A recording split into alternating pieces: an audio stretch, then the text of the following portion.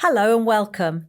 I'm Dr Kate Ippolito, and for this Emotion Matters in Higher Education podcast, I'm joined by Dr Laura Patel, Principal Teaching Fellow in Chemistry. Hello. And Dr John Fenton, Senior Teaching Fellow in Physics. Hello. We're going to be talking about our experiences of integrating emotional literacy into undergraduate science-based curricula. So, John and Laura, what was it that motivated you to embed approaches to develop students' emotional literacy in the context of learning physics and chemistry? Laura, how about you first? Sure. So for me, it was wanting to share with students the idea that stress is not necessarily a bad thing, and that negative emotions can actually be activating with respect to learning.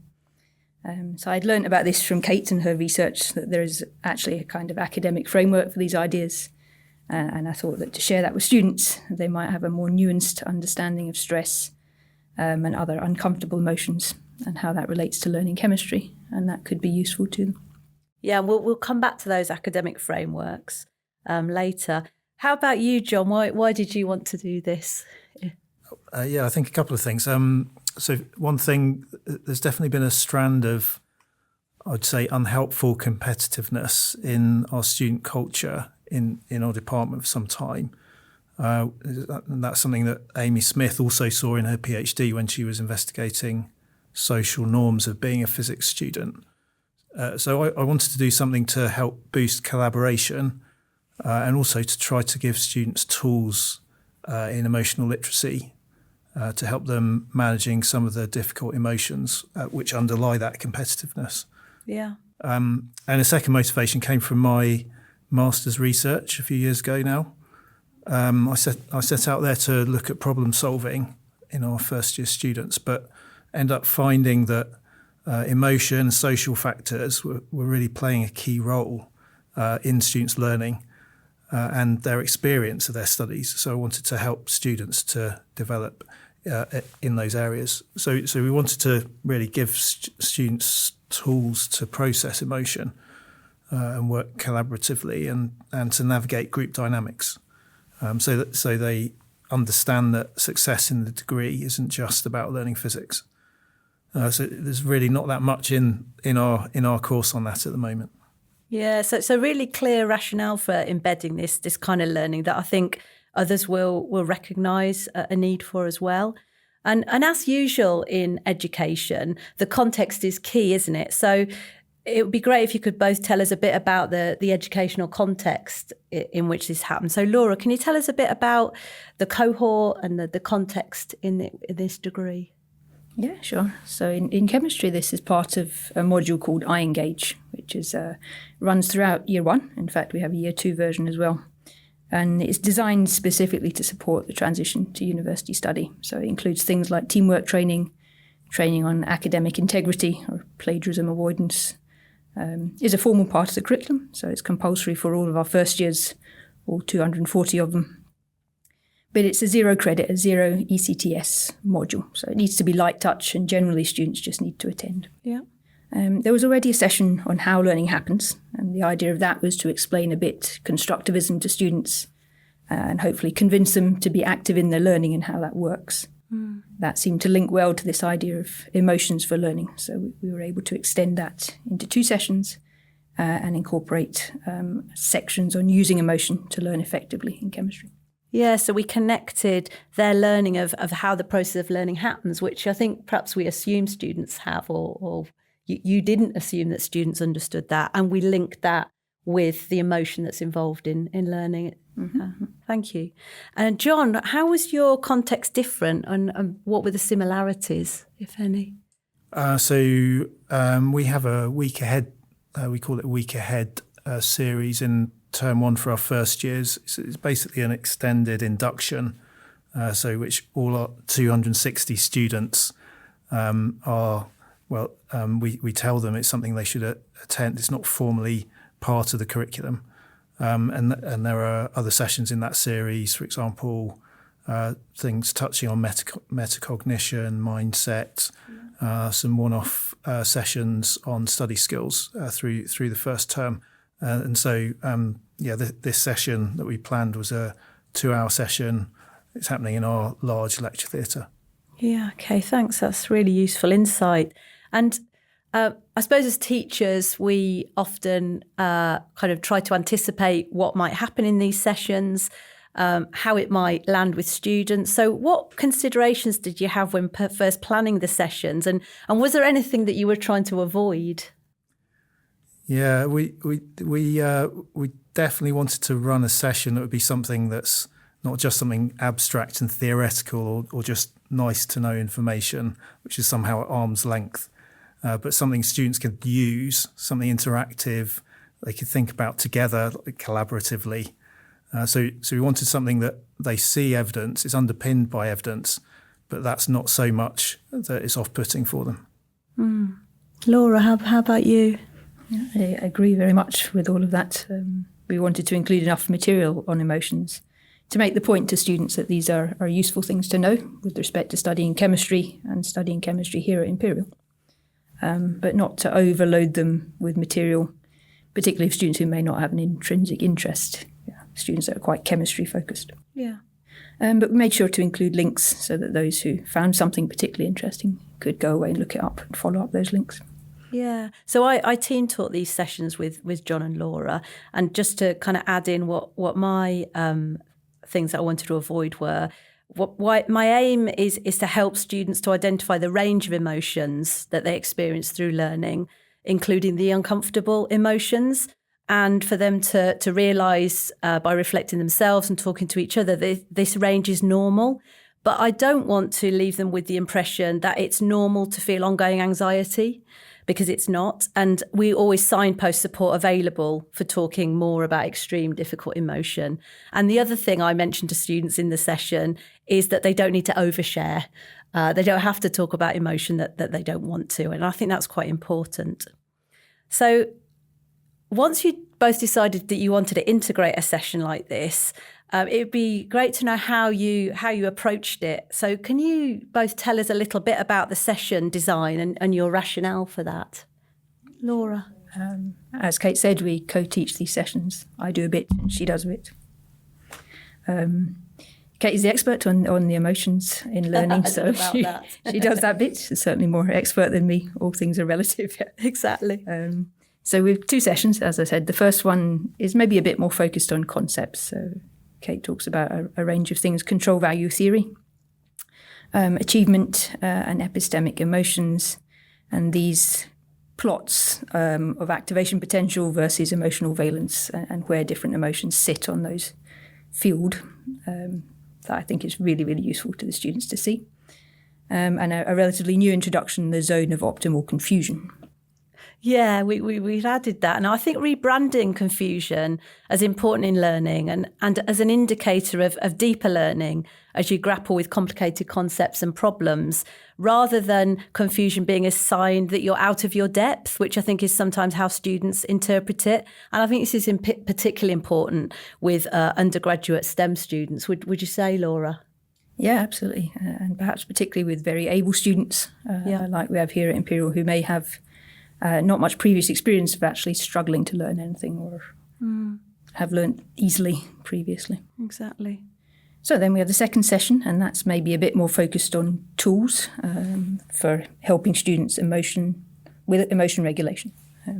So they learn about Mark Brackett's ruler tool. They're introduced to a mood meter, 100 possibly new words for emotions. And one of a very nice quote from the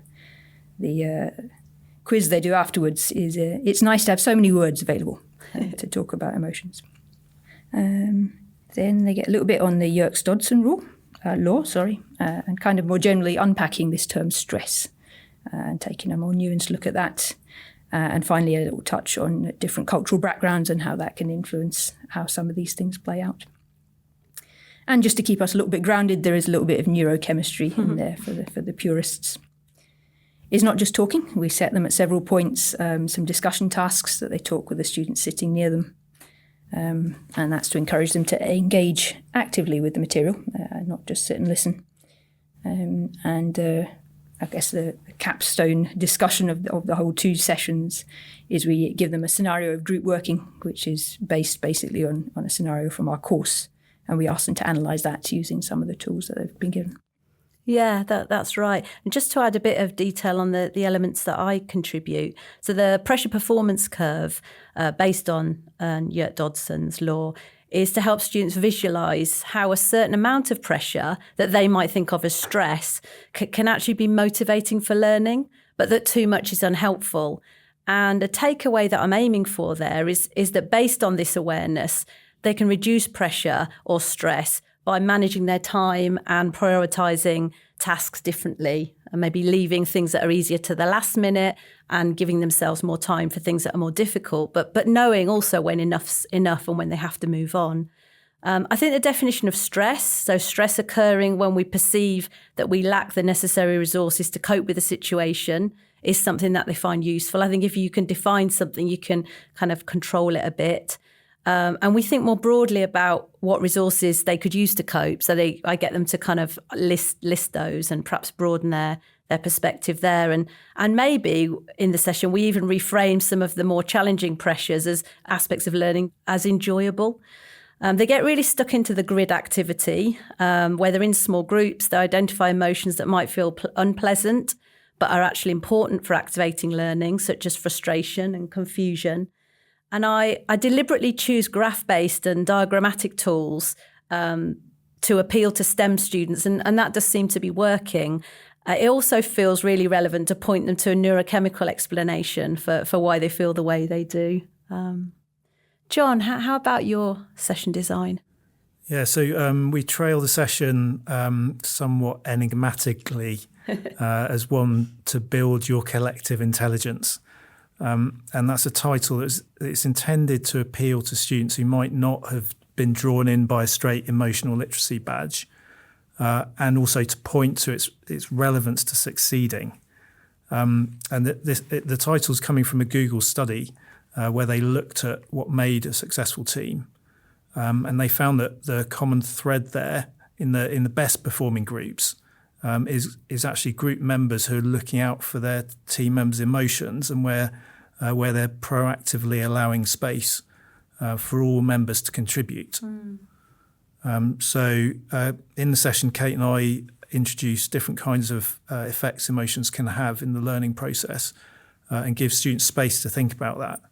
So there is some overlap with the session Laura was describing in terms of using the grid from control value theory to consider different emotions. And we also show a video developed by the University of Portsmouth, which talks about the value of keeping drive, threat and soothing emotions in balance, and what can go wrong in learning contexts when these get out of balance.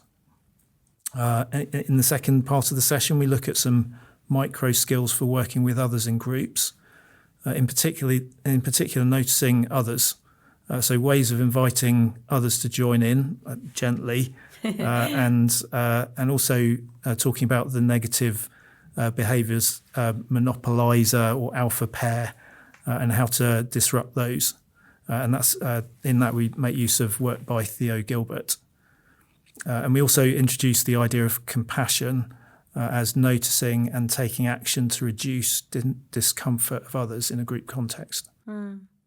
And then Kate also talks a bit about social comparison, and she invites students to think about how this links into how they're feeling. For example, showing people the possibility that making an upward social comparison could be a source of inspiration rather than something that's crushing.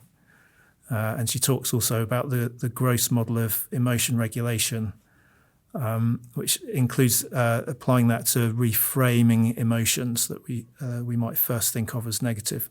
And I had the impression that lots of that was really, really new to the students. Yeah, me too. And I was really impressed how quickly they engaged with these ideas through their interactions with each other and the questions that they responded to. So my goal for both John and Laura's sessions has been to help students better understand the emotions that they're inevitably experiencing as part of the learning process of learning chemistry and learning physics. And I learned from John and Laura about and their students about how this can be meaningfully embedded in chemistry and physics curricula to support the kind of disciplinary learning challenges that they've described, like feeling stressed about the demands of the educational environment, and also to work more collaboratively, inclusively with their other students. And I don't want it to feel like a weird distraction. And I think to some extent we've really achieved that. But John and Laura, it'd be great to hear from you. How do you think the sessions have gone? What do you think have been the successes? And also what lessons have been learnt? John, how about you? Yeah, we've run it twice now, and we definitely learned from how it went on the day first time round. And I think it was definitely better integrated second time round. Yeah. I think a big thing was making the session interactive, so that there's sufficient space for students to talk together. That was really successful. They can kind of talk about how it applies to them. Were you worried at all that students wouldn't be happy to talk to each other? Yeah, actually, I should have mentioned that before. Our students do have weekly small group teaching in groups of 5, and they talk through physics problems there in our interactive lecture theatre. And also I lecture the students in the same term in this lecture theatre that we're using. And I'll often have a short section in there where I ask them to discuss something with their neighbour for a minute. So perhaps that does help them to be used to just talking to other people in that room. Yeah, I'm sure. I think in terms of lessons learned, I think one issue was the attendance. Really, it was quite different. So we've run it for 2 years, and we don't really understand the reasons it was different. The first year we had more students, but then some left at the break halfway through. Whereas the second year we started with fewer students, but then everyone stayed. I think it's definitely a challenge to set a tone in the course as a whole, where students are open to ideas that they're not already familiar with, rather than thinking it's not for them, maybe because it's not physics or it's fluffy or it's psychology or doesn't directly connect to the next assessment, or whatever work they've got on their plate at the moment. Yeah. But anyway, it was really noticeable that the students attending got really hooked into the session. They were really engaged.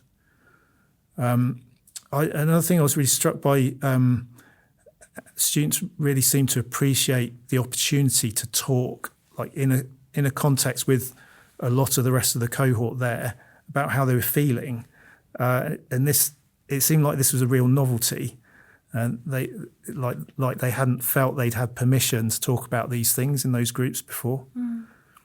So you could see students reacting with surprise to hear others describing feeling emotions they were feeling themselves. Yeah. Which I think is quite powerful. It's because there you're providing better information for people when they're doing this social comparison, and maybe showing up some wrong assumptions that they were coming in with about other people. Yeah. We asked attendees at the end for the top thing that they take away from the session, and the responses we got had a real range to them. It seems that there was something for everyone in the session.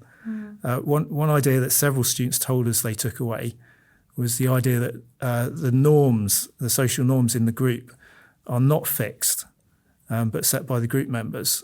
And actually, we'd really covered this mostly at a really small scale, micro level, showing how negative behaviours in, a group of 5 or so could be challenged in a nice way.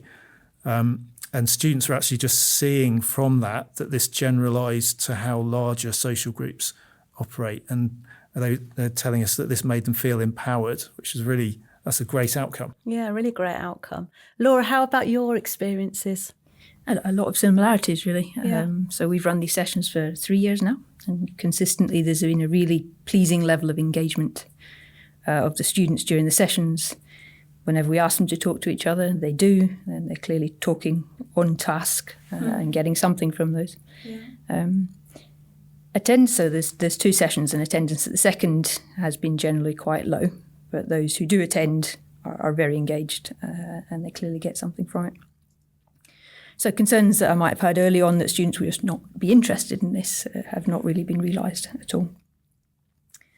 After the session, we asked them to do something called a reflective quiz on Blackboard, and it asks them kind of what did you learn and will you be able to use it? And what we can see from those is that students really do take away the ideas that we hoped they would get from it. and seeing that they will use them, not just that they're interesting ideas, but they could see an application for them. Yeah. In particular, they're talking about shifting perceptions, how they think about negative emotions and stress.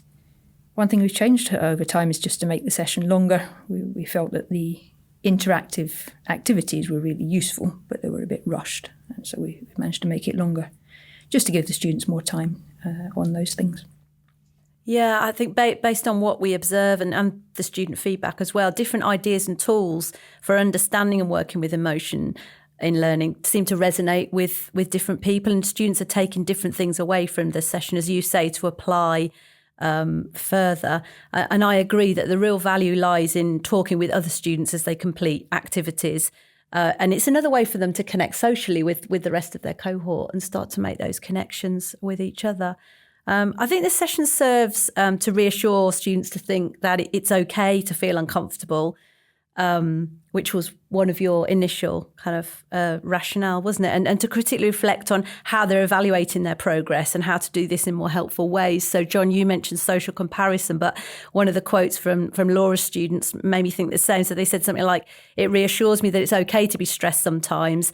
And it's also encouraged me to reflect on myself and my own actions rather than comparing myself to others and fearing that I may be behind." So different cohort, but the same conclusion.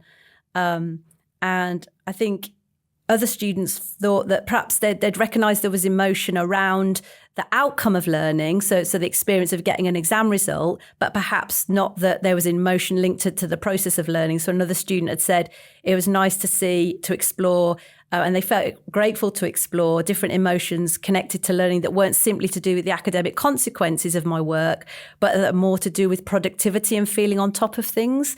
So I get the feeling maybe the tools we're giving them are helping them to control their learning and how they feel about it. So in a podcast focused on emotion, it seems appropriate to ask you both how it felt or how carrying out this work made you feel. How did you feel about it? Yeah, absolutely. There were some emotions involved. So initially a little bit apprehensive about introducing something that's so different to academic chemistry that the students are expecting and what they signed up for effectively. But it has been very satisfying to try something new, for myself to learn new things and to deliver it to the students. And it goes down well. They enjoy this session and they value it. What's been a little bit frustrating is the poor attendance at the second session. Not so much in itself, but because later on I see issues arising often with group work that could perhaps have been avoided if those students had been in that session, had engaged with the tasks and the tools. Yeah, we have a podcast on teacher emotion and it circles around those very ideas. Yes, John, I was watching a bit of that. Yeah. John, how about you? I'd say, well, probably hopeful at the outset. Some of these issues are things we've been noticing for some time. So it was great to have a session in the timetable to tackle them. I guess also a bit apprehensive since there's a sense that we have to approach this sensitively, that many students are starting from a point that anything that's not physics is not useful for them doing a physics degree. So I think I feel a responsibility to be helpful in showing that handling emotion, social aspects of the context is really important, even for a student who's only seeing performance in the physics course as their main goal. Yeah. Then I guess other emotional reactions prompted by whatever the feedback from the students is, whether that's visual feedback or from the evaluation, indicating whether or not the session is being helpful for them. So that's covering a range of different emotions there, I think. Yeah. And just bringing this conversation to a close, where do you want to take this next, Laura? I think being pragmatic and practical, what we have in the session for the students at the moment is probably a good amount within our core chemistry curriculum. It gives the students a taster of the ideas, it gives them some tools. And if they're particularly interested, there's other places in college and wider that they can learn more if they want to. Yeah. Where I think these ideas could be taken elsewhere and would be useful is perhaps interpersonal tutor training. Yeah. Having some of these frameworks might help with tutors to have more nuanced discussions with their students if their students are feeling stressed or under feeling negative emotions. I think that could be a way to take it further. Yeah, great. Sounds good. Yeah, I agree. I think it would be great if people running other sessions in the curriculum were aware of this content and integrating ideas from it into their teaching, I think that would really help to reinforce the ways that these ideas are part of learning physics topics widely as opposed to being limited to a particular session. Yeah, and just to finish, I think linking how you feel about your learning across the curriculum. An example was that a useful recent addition in the session for chemistry students was a section on thinking about emotion linked to receiving feedback, including Laura, I and another colleague talking about how we feel when we receive feedback, so kind of modelling how we regulate our emotion. And I think our colleague feels this could contribute to kind of wider feedback literacy work across the chemistry curriculum. So that's a way forward. Okay, thanks so much, John and Laura. So many interesting insights. I hope it's helpful for thinking about experiences of integrating emotional literacy into science-based curricula where you might not expect to find it, and also the lessons we've learned through doing this. So thanks for listening, and please do join us again soon.